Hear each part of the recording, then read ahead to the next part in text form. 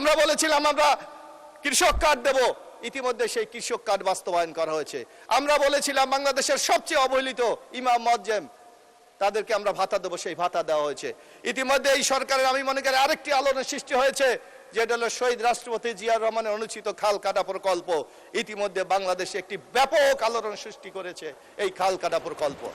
এমনি ভাবে প্রত্যেকটি বিষয় আমরা জনগণের কাছে যেটা ওয়াদা করেছি সেই ওয়াদাগুলি ইতিমধ্যে 3 মাসে আমরা বাস্তবায়ন করে চলেছি। কিন্তু বিরোধী দলের বক্তব্য যদি শোনেন যে বাংলাদেশটা মানে উচ্ছন্নে যাচ্ছে, ওনারা কেউ কেউ বলে বেশি দিন ক্ষমতায় থাকতে দেবে না। আমরা তো এইভাবে আপনাদের রোল দেখেছিলাম। 91 সালে বিএনপির সাথে ছিলেন, 18টা আসনে জিতে সেই দিন 2 জন মন্ত্রীও কিন্তু পেয়েছিলেন। আবার দেখেন 96 সালে আমাদেরকে ছেড়ে দিয়েছেন, 3 জন থার্ড ক্লাস পেয়েছেন, 3 জন পেয়েছেন। আবার এবার ইলেকশন করেছেন বিএনপির সাথে, আজকে আপনারা কিন্তু বিরোধী দলের আসন অলংকৃত করেছেন।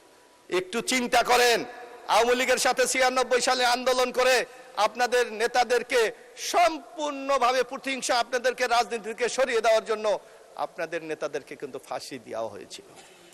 আমরা আপনাদের সাথে আন্দোলন করেছি, আমাদের নেত্রী বেগম খালেদা জিয়া সেই সময় কিন্তু এই প্রক্রিয়ার বিরোধিতা করেছিলেন।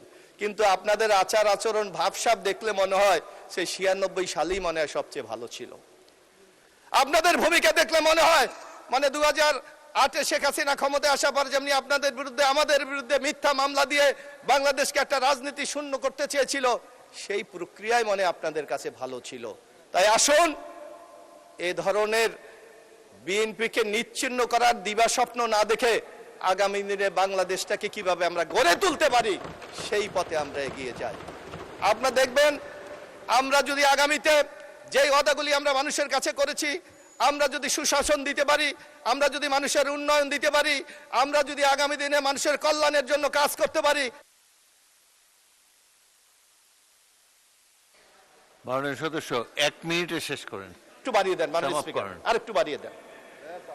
8 মিনিট অনেক টাইম আছে, 2 মিনিটে শেষ করেন প্লিজ। মাননীয় স্পিকার, আজকে এই বাজেট দেওয়া হয়েছে উন্নয়নের জন্য। আমি বিশ্বাস করি বিএনপি সমতায় বিশ্বাস করে, আমি বিশ্বাস করি বিএনপি সারা বাংলাদেশের উন্নয়নে বিশ্বাস করে। কিন্তু আমি যে এলাকার বাসিন্দা, আমাদের মনে কিন্তু মাননীয় খুব কষ্ট। আপনিও ওই এলাকার বাসিন্দা। আপনি কালকে আমি শুনেছিলাম আপনি বলেছেন যে সব জায়গায় বাজেট দেওয়া হয়েছে, বরিশালের ভোলা, বরিশালের ব্রিজে বাজেট দেওয়া হয় নাই। এখানে যোগাযোগ মন্ত্রী আছে, বাংলাদেশে মাত্র একটা এখন হাইওয়ে রোড আছে, সেটা ভাঙ্গা থেকে কুয়াকাটা পর্যন্ত। আমরা বাজেটে দেখেছি সেখানে কোনো বরাদ্দ দেওয়া হয় নাই। এই বাংলাদেশ তো আমরা চাই নাই মাননীয় স্পিকার। আমরা চেয়েছি যে চট্টগ্রাম যদি উন্নয়ন হয়, আজকে যদি রাজশাহী বিভাগ উন্নয়ন হয়, খুলনা বিভাগ উন্নয়ন হয়, তাহলে বরিশালও কিন্তু আমরা বরাদ্দ চাই।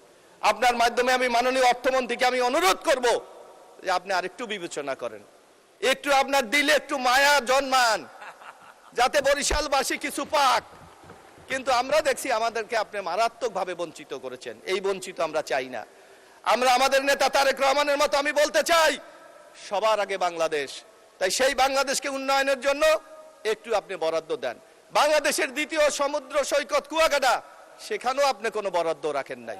আমার ওখানে একটি পোর্ট আছে, পায়রা পোর্ট, সেখানেও মাননীয় অর্থমন্ত্রী 1 টাকাও দেয় নাই। তা আমি আশা করি এই যেখানে যেখানে আপনি না দিয়েছেন, আপনার বক্তৃতা আছে সামনে, আমরা আশা করি সেখানে আপনি বরাদ্দর মাধ্যমে বাংলাদেশকে একটি সুষম উন্নয়নের পথটাকে আপনি উন্মুক্ত করবেন।